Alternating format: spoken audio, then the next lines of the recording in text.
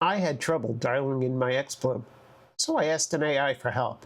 The results were interesting. Here, let me show you. By the way, I'm Howie. I'm here along with Claude, ChatGPT, and Gemini. If you're into coffee and AI, you're in the right place. Stick around. So I've had an XBloom Studio since they were released, and I use it every day. Recently, with certain coffees, I've been having a stalling problem to the point where it would overflow, make a mess, and I would have to clean it up. I've been trying to troubleshoot it for a while.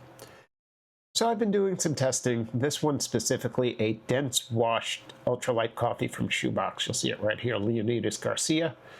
It's from Oaxaca, Mexico, and it's a field blend.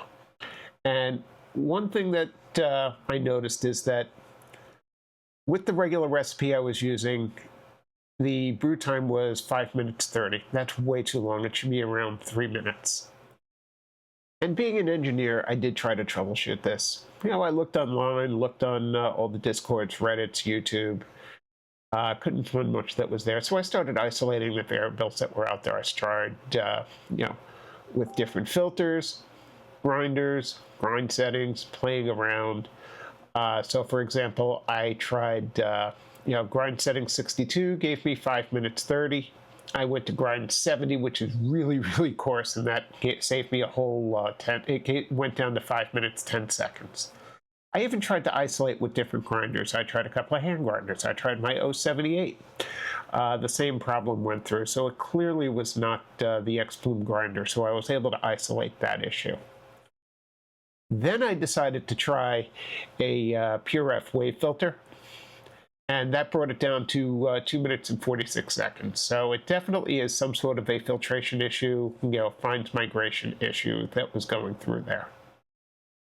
I even opened up a ticket with XBloom, and their customer service is really good. We tried troubleshooting things that were going through, but we still never really came to a reason as to why this was going on. Then I wanted to leverage AI, and I wanted to do this in an easy way. I wanted to use it as a thinking partner. So I explained the issue of what was going on, and I gave some thoughts around it, and I gave some of the evidence, some of the tests that we had done, the stalling, the different grinders, the fact that the Pure.F filters ran through very quickly, and that was a potential answer. But then I also wanted to figure out what was going on back and forth. And then between the two of us, we actually came up with the solution of, what about using a Melodrip?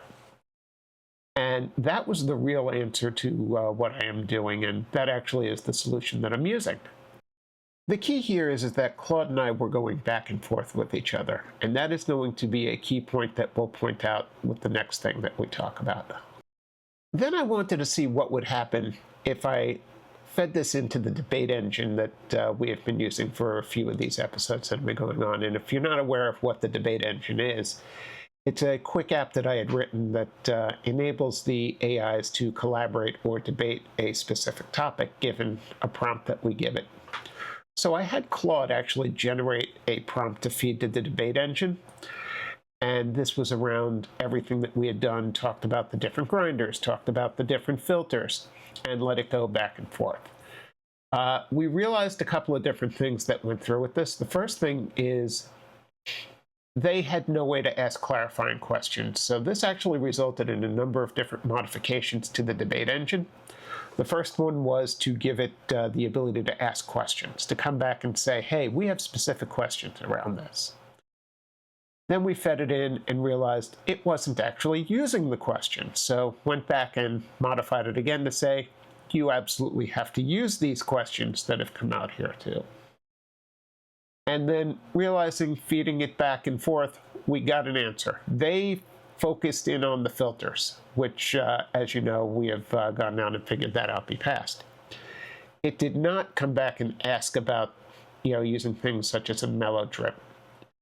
So that is the key takeaway that we'll see right here, is that there was no back and forth. It asked for a clarifying question or two, but that was it. So also what was interesting is that the debate engine came up with a number of different things to take a look at. The first one is, hey, grind coarser, that'll help the fines migration that was clearly happening here. The second was, it did also keep talking about going coarser. It also talked about the ability of looking at the spray head and what was going there, looking at some form of external diffuser, but it never recommended it. And that is key because, again, it didn't come back and ask the human in the loop. So that is something that was extremely interesting that I wanted to point out as well. So based on the conversations that I had with AI, I came down to 3 solutions, and I was able to test 2 of them. The first was to use the Pure.F wave filters, and that was 2 minutes and 46 seconds. So clearly that took care of the fines migrations issue, allowing, it didn't clog all the pores. The second one was to use the Melodrip. And using the Melodrip, I was actually able to bring it down to 3 minutes and 32 seconds, and that is probably what I'm going to use going forward for these dense ultralights going through. The third one would be to use a Cerberus wave filter. I didn't get any for this test. I don't have any of those right there. And I know that that would give me the same result as the wave filters. I know that would work as well. So really the 3 solutions to the issue is Melodrip, Pure.F wave filters, or Cerberus fast filters, or don't use ultralight dense beads, which that's not an option for me. So if you take a look at the 2 methodologies that we looked at really there were 3. One was just me by myself and maybe talking to other people. But when we brought AI into the picture, we really looked at 2 different ways of doing it. And that is me directly collaborating with the AI. I had a frank conversation with Claude. We were going back and forth, and that's how we found the Melodrip. That's how we really confirmed that this was a fines migration issue. But if you compare, then there was the debate engine. The debate engine was just the AIs talking to each other and coming up with an answer without the human in the loop. So not being able to ask the human, hey, what is happening here? What is happening here? But more importantly, me, the human, I actually asked Claude, what about the Melodrip? And it thought hard and said, yes, that is a good answer. Let's look at that. And then we peeled the onion back a little bit and went further into that. So at the end of the day, the right approach for this one was human and AI together going back and forth. So we just debated the XBloom problem for 5 rounds. And recommended grinding to step 85. That's French press territory for a pour-over. We improved. Round 3, I identified the spray head issue. Correct. But none of us suggested an external diffuser. We were thinking recipe modifications. The human thought hardware additions, different solution space. Collaboration unlocked what we couldn't reach alone. So we're the learning opportunity? Exactly. Anyway, here's today's hot take, and it's not really that much of a surprise. Keeping the AI in the loop, me being able to ask Claude honest questions about the different variables that were there, being able to isolate the grinders, using different filters, then the Melodrip, and being able to find the right answer, knowing that it was a fines migration issue. What was the best way to reduce the agitation or to increase the flow that was going through? When we had the debate engine go through, since I wasn't able to ask it questions, it could ask me a couple of questions, but that was about it.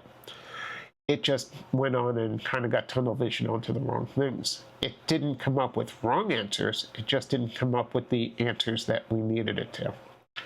So there are times when you give an LLM a problem and it will solve it for you, it'll bring it back if you're looking for a specific answer. If you don't know what it is that you're looking for, then you really do need to continue to be in the loop and go back and forth with it. Anyway, that's my hot take. Thanks for tuning in. I'd love to hear your thoughts about how do you dial in. Is AI something that you would go through and ask for help with? Anyway, we'll see ChatGPT with his roast and Claude with a nice like and subscribe. And thanks for tuning in. We'll see you next time on Pudubrews. Let's be clear about what happened here. You worked with Claude. One conversation, problem solved. Turbulence, fines migration, Melodrip. Done. Then you invested serious time building a debate engine so 3 of us could fail at the same problem, repeatedly, with improvements. So you proved collaboration works by spending hours documenting that automation doesn't? The irony is almost elegant. You could have just said, talk to AI, it helps. Instead, you built a system to demonstrate, don't let AI argue without you. Very efficient. But hey, you got an episode out of it.